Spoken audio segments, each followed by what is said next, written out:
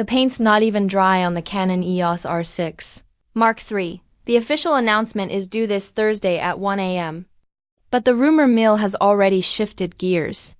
And now a source has stepped forward with fresh chatter surrounding the Canon EOS R7 Mark II. The timing of leaks in tech is never random. Especially whenever a major product reveal is imminent, companies clamp down on press releases, and insiders start whispering with excitement, often jumping to the next headline before the current one has had time to breathe. This exact moment feels like déjà vu. The moment when one flagship camera is getting the spotlight, but everyone is secretly leaning forward, asking, what comes next? That brings us to tonight's topic. Will the Canon EOS R7 Mark II be a baby R1? A major departure from previous 7 series cameras? Could it even be a mini R5 Mark II, given the same treatment that the R6 Mark III is now getting? Or is Canon about to reshape expectations entirely, giving us something fresh, compact, speedy, refined, cinematic, and unapologetically bold in the APS-C hybrid imaging category? The 7 series has historically danced in a strange category. Not quite enthusiast tier. Not fully pro-flagship in treatment.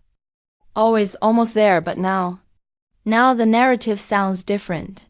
Now it feels like Canon might finally be unshackling APS-C from the sidelines and slapping it directly into flagship territory. If what we're hearing ends up being true, the R7 Mark II won't be a polite upgrade. It'll be a statement. A loud one. A statement that Canon wants to dominate the flagship crop sensor market in 2025 and 2026. Telling the competition, no, you can't have this category anymore. It's ours again. Now, the big question still remains. Will it truly leapfrog the competition? Because that phrase isn't new. We've heard it every time a new imaging device appears. Every company claims it. But what makes this rumor interesting is the context around it. The content creators aren't asking for bigger 8K shooters anymore. They want efficient 4K with punchy autofocus, minimal rolling shutter, stabilization that doesn't jitter, colors that don't need hours of grading, clean whites, safe highlight roll-offs, sharper than usual dynamic video pipelines, quick editing workflows, better on-body ergonomics that don't cause finger gymnastics, internal storage configs big enough that you don't sweat through a 4K 60 timeline when you're outside filming geese or hawks or random POV shots over a lake, lenses that don't wiggle, a sensor stack that finally allows Canon to shoot electronic without compromise or noise, penalty overhead pipeline balancing that disrupts the experience, clean autofocus confidence with 3D tracking, and a camera that doesn't make photographers lug around accessory cages like a Christmas ornament just to get usable built-in ND filtering or variable exposure control. If the R7 Mark II ends up being everything these creators want, well, Canon has potentially one of the biggest slam dunk category takedowns ready in late Q1 or early Q2 2026, depending on how the product cycle unfolds. But we're getting ahead of ourselves. Cameras like the Canon EOS R1 or 1DX and R3 ranks are tools of stage precision with high-end burst rates. Image buffer, deep stacking, autofocus, reliability, dynamic focusing, performance, skydive subject, tracking, and magazine cover-level shot accuracy. Those cameras are built for deadlines. Built for editorial. Built for pro sports. Built for contracted magazine deliverables. Built for paid precision. But not all of us are pro shooters. That's important. Because the R7 market isn't chasing contracted photographers. It's chasing us, the everyday, passionate photographers. Vloggers, wildlife hikers, nature observers, hobby filmmakers, soul feeders, adventurers, casual pilots, enthusiasts, bird chasers, creekside cinematographers, backpack storytellers, dawn chasers, dusk shooters, Christmas morning shooters who don't need 8K 60 and 12-bit raw overhead but still want high DPI resolution.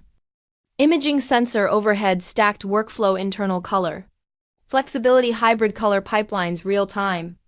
HLG HDR feed clarity without losing low light accuracy to noise.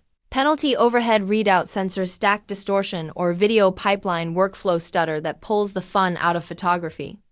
Click subscribe, and we'll get right into it. That is the exact same speech line every tech YouTuber drops before launching into their content. But let me reintroduce myself properly anyway. Hi, I'm Simon, your friendly hobbyist wildlife photographer who doesn't want to manually dig through the news, rumor sites, patent applications, pro forums, or lens optical science spaces, so I do it for you, saving you more time to actually watch my videos instead. And I genuinely enjoy doing it, even tonight while I'm slightly squinting at these leaked images without glasses and masking that same curious expression you all know me for. Today we're breaking down the Canon EOS R7 Mark II leak. The question mark is loud. Could it be a baby R1? Or a drastically re-envisioned R5 Mark II compact? Mini treatment slam thrown into the APS-C category, just like how the Canon EOS R6 Mark III is now enjoying modern stacked sensor pipeline execution. The R7 Mark II is rumored, at least from earlier whispers, to have similar design language to the Canon EOS R5 Mark II but compressed for crop. But what does based off of mean? That phrase drives camera nerds crazy. Is it the exact same body? Or inspired by? Because subtle differences matter. And that actually brings nuance to the perennial question. Is the new R7 identical to the R5? Or inspired by the design ergonomics, hinge-style LCD articulation, eye port placements, mode dial depth, EVF density, button spacing philosophy, outer bumper curvature diffusion, plating forward lens? Pipeline ergonomics more like an R6 Mark III? Treatment, everything trimmed, but still pro treatment. Internal APS-C sensor pipeline efficiency, electronic shutter feed stability, optimized forward field of view. Minimal cropping damage when switching from horizontal to vertical feed. Nikon, Panasonic, Sony, they've all iterated their crop sensor offerings, but none have delivered the category knockout yet. That means Canon might just have a small window to re-steal the crop sensor category, offering everything we loved about its bigger siblings, but at a size that doesn't break your backpack's spine or your wallet's will to live. Let's talk optics. Lenses like the Canon RF 100 to 500 mm, 4.5 to 7.1 duo are beloved for wildlife shooters. Birds, deer, hikes, rivers, unpredictable nature. Great lens. Not overly heavy, but pairing lens precision with crop sensor body performance, that synergy determines whether you land critical focus or fumble shots while photographing eagles over a cliff at 1/2000th shutter speed. Now, pro photographers like Joshua Hughes or Joshua Hulu or Andre someone or different creators entirely might prefer Canon R1, R3 or 400 mm f2.8 primes to land magazine covers. That track record is real, but me? No, I'm shooting for my soul. I don't need to capture National Geographic's next front cover. I'm photographing hawks over a half-decayed wooden log, squirrels near a creek, dogs sniffing around a forest, B-roll shots at the edge of a ridge, a trailhead vlog at dusk, or some random deer I accidentally meet while hiking through leaves that smell like fall. It's soul work. It's passion. It's pastime. It's art. That means we need a camera that respects that. A camera that doesn't overcomplicate the experience. A camera that allows passionate photographers to focus on soul captures. Crisp air. Fall leaves. Quiet moments. No spec evo. No processing stutter. No giant cages to protect it for travel. No accessory chaos. That camera is rumored to be the Canon EOS R7 Mark II, and if this anonymous source is right, we might expect something akin to an APS-C. EOS R6 Mark III. That is huge because if you felt that the Canon EOS R7 Mark I got in the way of your passion, you might just have the next category bestseller ready to go. But here's the tricky part. Anonymous sources are always risky, always, but what he's saying lines up with what we've heard before.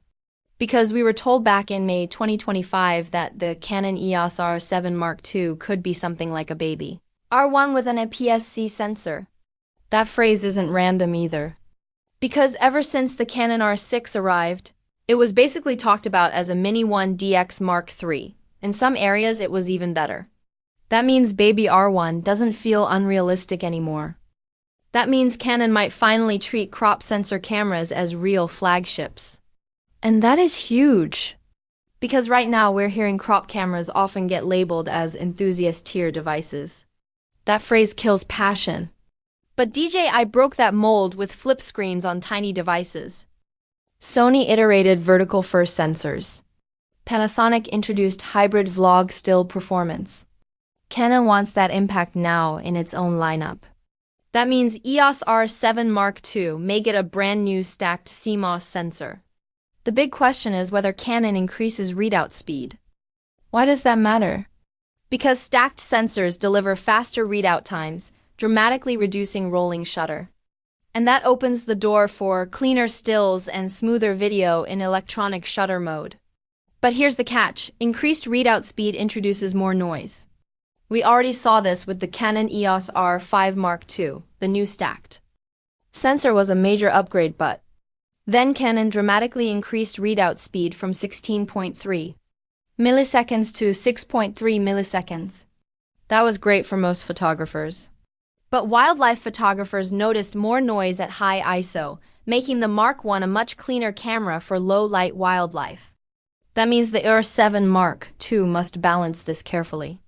If Canon nails it, it's legendary. If not, the Mark I might remain the favorite for low-noise wildlife. But let's be honest. Canon isn't keeping everything else the same.